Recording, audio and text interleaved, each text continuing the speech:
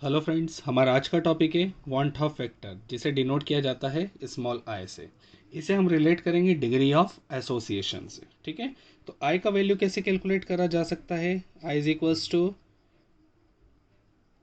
Normal molar mass upon observed molar mass. Normal molar mass को हम denote करते हैं mn से, ऑब्जर्व्ड मोलर मास को हम डिनोट करते हैं mo से। इस रिलेशन को हम आगे भी यूज़ करेंगे। ठीक है, नाउ हमें पता है कि मोलर मास जो सॉल्यूट का होता है वो इन्वर्सली प्रोपोर्शनल होता है कॉलिगेटिव प्रॉपर्टी के। क्लियर है? तो ऊपर वाले फॉर्मूले के अंदर अगर हम मोलर मास को रिप्लेस करना चाहें कॉलिगेटिव प्रॉपर्टी से, तो हमें क्या रिलेशन मिलेगा? देखें, हमें क्या मिला? I is equals to observe value of colligative property upon normal value of colligative property. इन दोनों में डिफरेंस क्या है? ठीक है, मान लीजिए एसोसिएशन का केस है। ठीक है, तो हम कैलकुलेट जो कर रहे हैं वो तो हम नॉर्मल वैल्यू से कर रहे हैं। सपोज करिए आपने 100 पार्टिकल्स डाले, आप कैलकुलेट कर रहे हैं 100 पार्टिकल से। लेकिन अगर उन 100 में से 40 पार्टिकल ऐसे थे जो एसोसिएट हुए, तो हमारी कैलकुलेशन 100 पार्टिकल से हो रही थी, जबकि एक्चुअली में जो पार्टिकल प्रेजेंट थे जो एसोसिएट हुए उनने बड़ा मॉलिक्यूल बना लिया, लेकिन उससे काउंट तो चेंज नहीं हुआ। काउंट चेंज अगर होगा तो उसकी ऑब्जर्व वैल्यू हमारी चेंज हो जाएगी। तो आई का वैल्यू क्या होगा?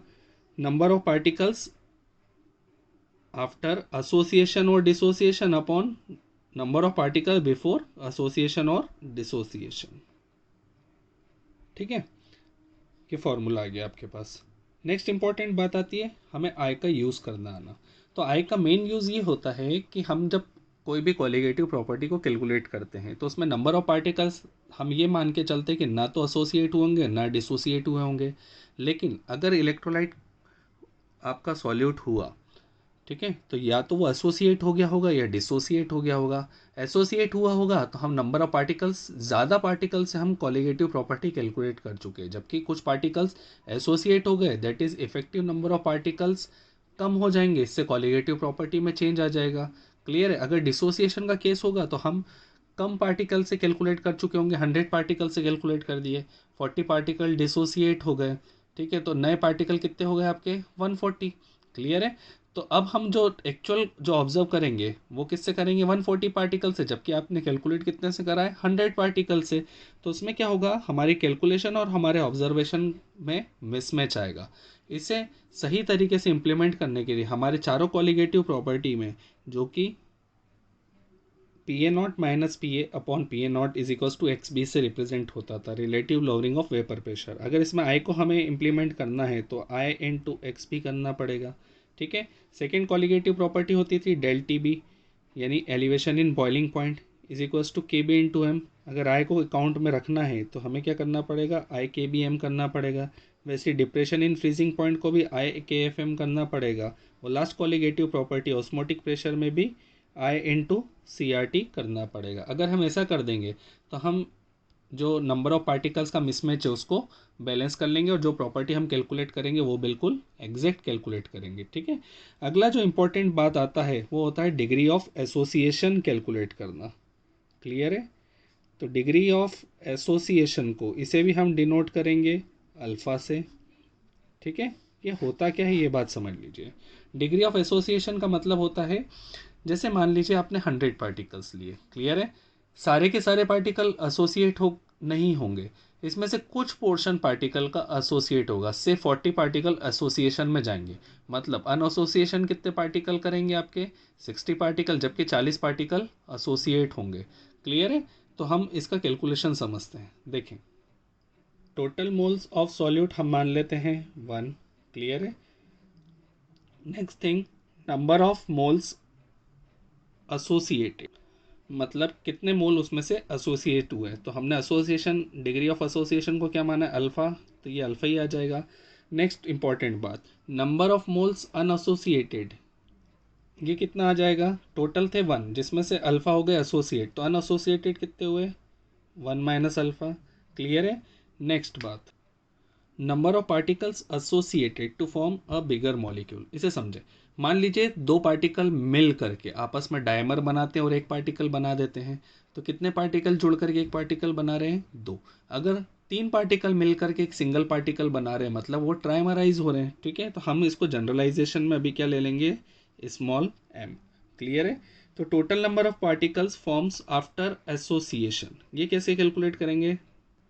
देखें, number of particles after association, alpha particle associate हुए थे, हर m पार्टिकल जुड़ करके सिंगल पार्टिकल बना रहे थे, तो ये कैसे कैलकुलेट होगा? Alpha upon m। ठीक है, एक बार फिर समझिए, नंबर ऑफ पार्टिकल एसोसिएटेड मतलब हमने जो स्टार्ट में कंसीडर करा था, हमने माना था कि 40 पार्टिकल्स एसोसिएशन में जा रहे हैं, क्लियर है, और दो मॉलिक्यूल मिलकर के सिंगल मॉलिक्यूल बना रहा है, क्लियर है। तो टोटल पार्टिकल आफ्टर एसोसिएशन कितना हो जाएगा? 40/2।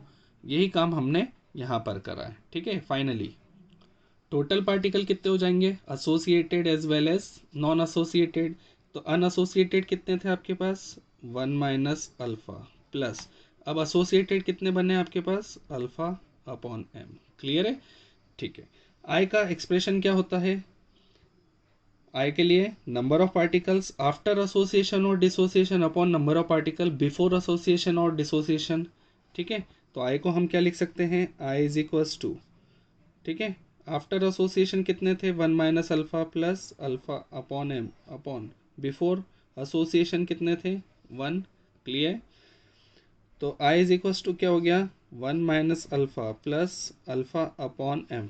रीअरेंज कर दीजिए, अल्फा वाले टर्म्स को लेफ्ट हैंड साइड ले आइए, तो क्या हो जाएगा? Alpha minus alpha upon m is equals to 1 minus I, alpha को कॉमन ले लीजिए, तो ये क्या आया? 1 minus 1 upon m is equals to 1 minus I, ठीक है। अल्फा को लेफ्ट हैंड साइड रहने दीजिए, तो क्या मिला आपको? 1 माइनस आई अपॉन 1 माइनस 1 बाय m। ये हो गया आपका पहला फॉर्मूला। आई की जगह आप क्या प्लेस कर सकते हैं? M N upon M O. Clear है? इसको आई की जगह यहाँ पर सब्सटीट्यूट करके हम अगला फॉर्म निकाल सकते हैं। कैलकुलेट करने के बाद वो आएगा alpha is equals to M O minus M N upon M O into M upon M minus 1। ये हो गया आपका सेकेंड फॉर्मूला। इन दोनों में से आप कोई सा भी यूज़ कर सकते हैं डिग्री ऑफ एसोसिएशन या आई या स्मॉल m कैलकुलेट करने के लिए।